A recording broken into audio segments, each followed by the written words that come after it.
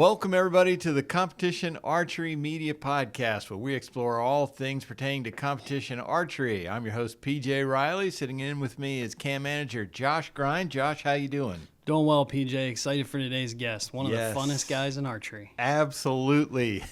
And today we have, as we mentioned, one of the funnest guys in archery, Darrin Christenberry. Darrin, thanks for being here today.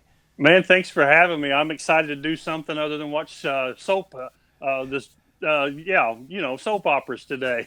I figured you'd be watching Joe Exotic. Is that the Tiger King thing? That's the Tiger King, yeah. I'm barely learning about that, and I really don't know much about it. I've never watched it, but I'm seeing it more and more and more. And unfortunately, I'm starting to ask questions about it, so I'm probably going to have to break down and watch it one of these days. It will be several hours of your life that you'll never get back again. That's the best way I could describe it. Okay, I may not succumb to the temptation. Then I may just skip it. Tell us, what are you doing at home to stay busy? What are you doing? Practicing? What's going on there? We talked briefly there before we went on. I got laid off from Elite TOG there March 19th, I think it was. And I get it. I work remotely. I live in Indiana. If I can't help build product and ship it, I'm really of no use to the company sitting here. So I completely understand that. But, being locked down here at my house, I've got, 20 some bows hanging here, and I've got an archery shop in my basement and a 30 by 70 indoor range out there. I've acquired 50 some 3D targets over the years. So pretty good place to get stuck if you love archery is at my house. But, I've been, doing some vehicle maintenance, changing some oil. I did wheel bearings in my 03 Ram the other day, which was quite a task. Done a little mushroom hunting. I've been doing some shed hunting. And I've been practicing every day. I'm working harder. For some reason, I'm working harder at archery right now than I probably ever have in my life. And we don't even have any tournaments to shoot. So I guess that tells you my true love for the sport is I don't go a day without shooting right now. And multiple times a day, it seems like. So if it comes back soon, you're going to be ready to roll. I've really been working at archery, to try to get back. I'll be 50 here at the end of this month. So I'm not getting any younger. But I never thought I would physically not be able to play this game. And I've had a scare for the past few months trying to get back to what I feel like I'm capable of. So my shot execution is wonderful. My bow tunes are wonderful. My arrows are beautiful, but my sight picture looks like crap right now at times. So I'm working my butt off, though. Absolutely. Well, Darrin, of course, a lot of folks know you from the archery side of things. You've been around the game a long time, but a lot of people also are seeing you calling archery competitions.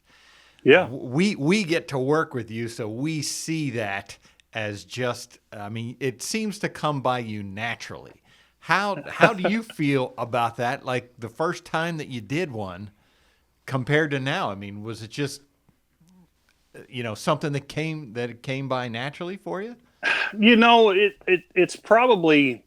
It's a comfort thing, I guess. And when I first did it, I was nervous. Oh my gosh, how am I going to sound? Am I going to sound stupid? Am I going to say the wrong things? Are people going to think I'm an idiot? All that stuff is going through your mind. But when I do it with Greg's an experienced commentator. So he'd call it throw you some lobs. He'd lob you a softball knowing you could feed into it. And then after a couple of times, it was like, I've been doing archery, 3/4 of my life. I know what I'm talking about. I may not do it right every single time, but I know what I'm talking about. And I've been in some of those situations, indoors, the 3D mainly. I've been in those shoot downs and, had to win a tournament twice, make the shoot down, and then try to hang on to that lead. So, being able to describe it, it went from being nerve-wracking and uncertain to, let's accept this challenge and make it the best I can today. And I think that's kind of where it's at right now is, when they ask me to do it, oh, yeah, I can't wait because I'll try to articulate a little different or I'll explain it a little better, maybe just make it easier for someone to understand. And I hope I can shed a little light on those tournaments, and I enjoy doing it. Yeah. It's definitely entertaining. I think it's your personality combination and your knowledge, it just comes across as, hey, this guy looks like he's having fun. Yeah, that's good. That's good. That's what I want. I know years ago when I was up and coming in archery, or had this vision of where I wanted to be in archery, people were out of touch. Randy Ulmer, Jeff Hopkins, Jack Wallace when he was young. Jack won, I think, Shooter of the Year, maybe the Classic in 1996. Yeah. A lot of people that are really good in archery right now weren't even born in 1996. So how did you get where you're at? What was the beginning of your archery career? Man, as far back as I can remember, I loved bows and arrows, and I don't know why. I mean, 7, 8 years old, I'd shoot them from one bank in our yard to the neighbor's bank just to see how far they would fly, and I was fascinated by that flight. As I got older, started working, detasseling corn, mowing yards in the summer, I was making my own money, and archery was still in me, but my parents were like, you don't really need to be messing with those bows and arrows. And I wanted to go buy a real bow. My very first real compound bow was at the time a Martin Tiger. My cousin had his driver's license. I had money in my pocket. I said, drive me to Terre Haute. I'm going to buy a new bow. So I bought a bow. We went to our local bait shop. I bought arrows. They had different numbers on them. Had no idea what those numbers meant. Didn't care. Oh, first number's a 2-0. Perfect. These are 2 zeros as well. I'm going to shoot those too.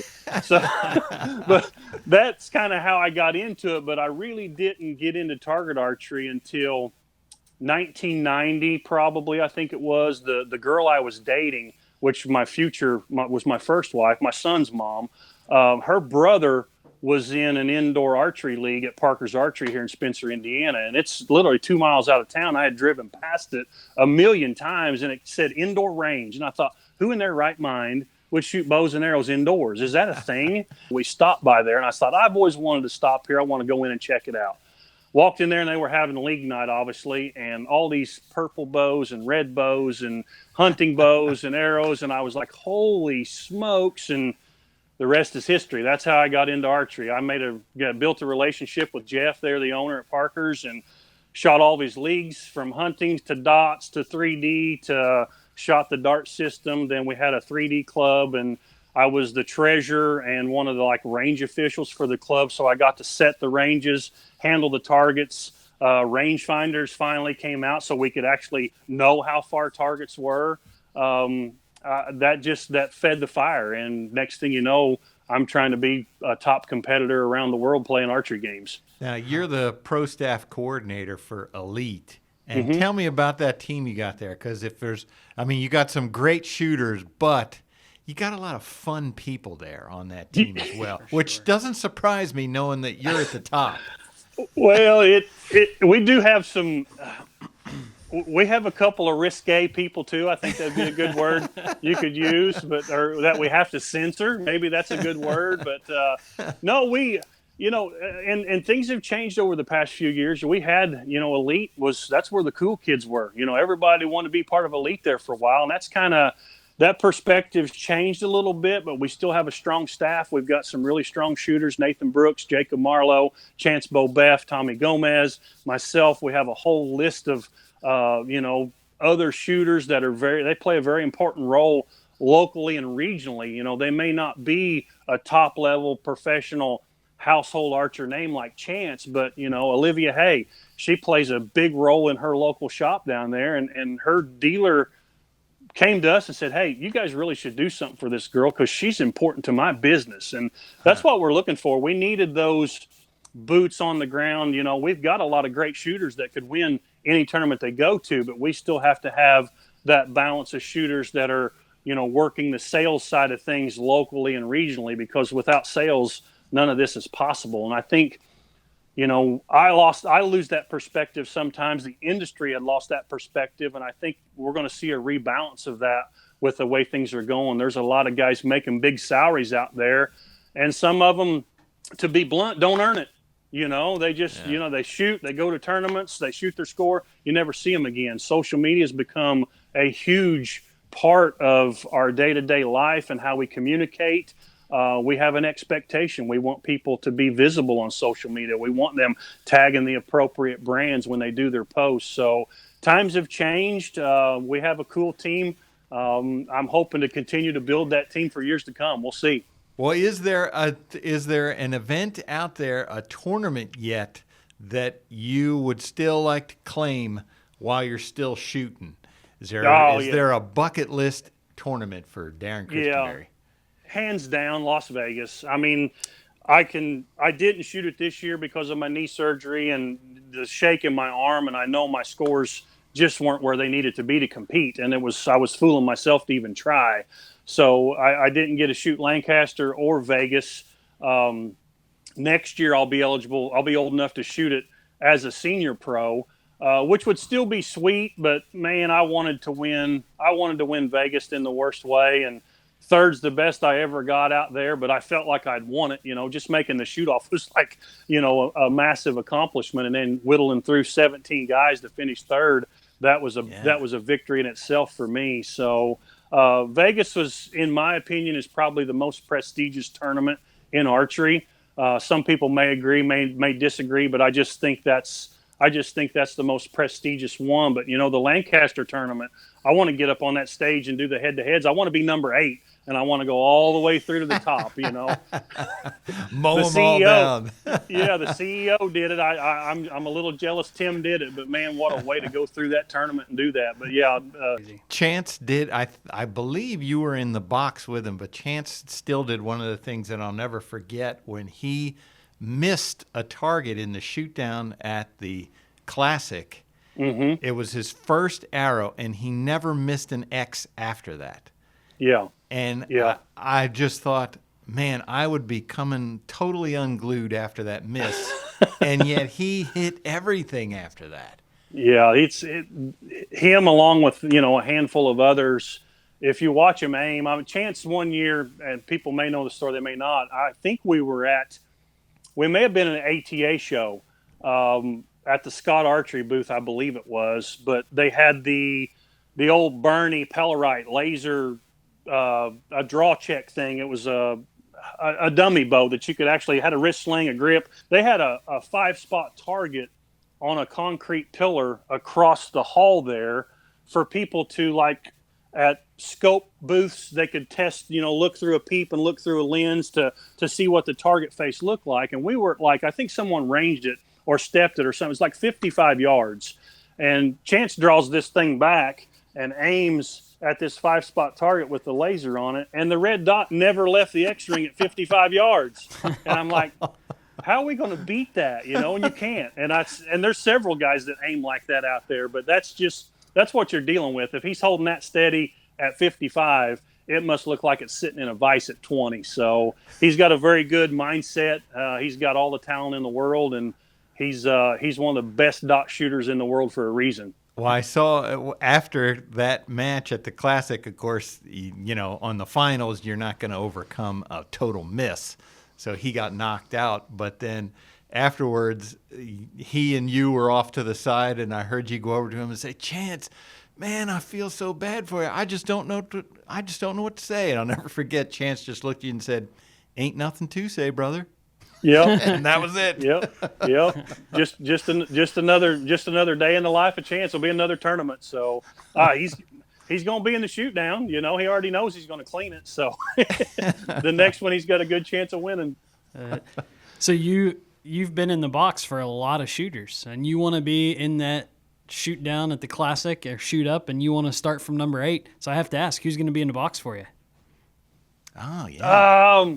I don't know. That's a good question. I mean, it could be any number of people, but one of the first ones that come to mind is Jacob Marlowe.